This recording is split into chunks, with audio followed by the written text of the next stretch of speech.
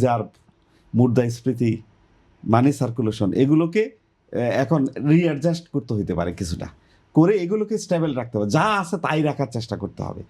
At the same time আপনি ইপিজেটের কথা যেটা বলেছেন, এগুলো সবগুলো ফ্যাসিলিটি তো আছে, আইনের ভিতরে আছে। আমরা সেগুলোকে তো, এগুলো কিন্তু লং টার্ম প্ল্যানিং, এগুলো শর্ট টার্ম প্ল্যানিং নয় আসলে। তো সুতরাং ওগুলি থেকে আমি বলবো আগে এগুলোতে বেশি জোর দেওয়ার জন্য, ফরেন কারেন্সির রিজার্ভ যাতে কোনোভাবেই মারাত্মকভাবে কমে না যায়। তা যেমন অলরেডি 29 বিলিয়নে নেমে আসছে আকু, এশিয়ান পেমেন্টটা করার পরে। এটা আগামী 2 মাসে এটা আবার 30 বিলিয়ন ক্রস করুক, এটা আমরা আশাবাদী। পদ্মা সেতু, মেট্রো রেল এবং এলিভেটেড এক্সপ্রেসওয়ে নির্মাণের গর্বিত অংশীদার বসুন্ধরা সিমেন্ট হব।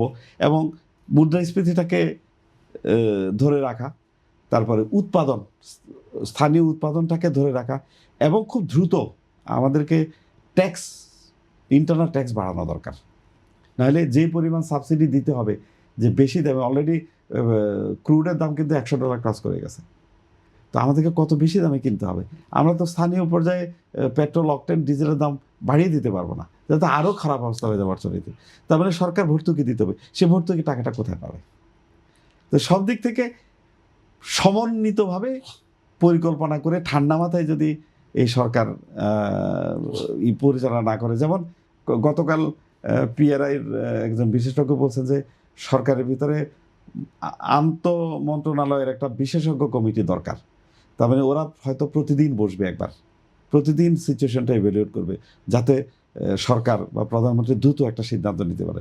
এই ধরনের শুধু মন্ত্রীদের নয়, আমি বলবো বাংলাদেশে অর্থনীতি বা এক্সপার্ট যারা আছে তাদেরই একটা অ্যাডভাইজারি কমিটির করতে পারে, যে যাদেরকে অন কল দ্রুত তাদেরকে সরকার পরামর্শ নেওয়ার জন্য পাবেন এবং তাদের পরামর্শ নেবেন।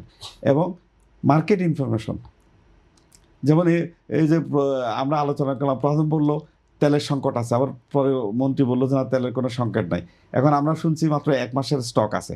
তার মানে এই যে মিস ইনফরমেশন বা ভুল ইনফরমেশন, এই ভুল তথ্য আমাদেরকে আতঙ্কিত করবে, আতঙ্ক ছড়ানো যাবে না। হ্যাঁ, এই আতঙ্ক ছাড়িয়ে অত্যন্ত বুদ্ধিমত্তার সাথে শক্ত হাতে সব কিছু নিয়ন্ত্রণ করা দরকার।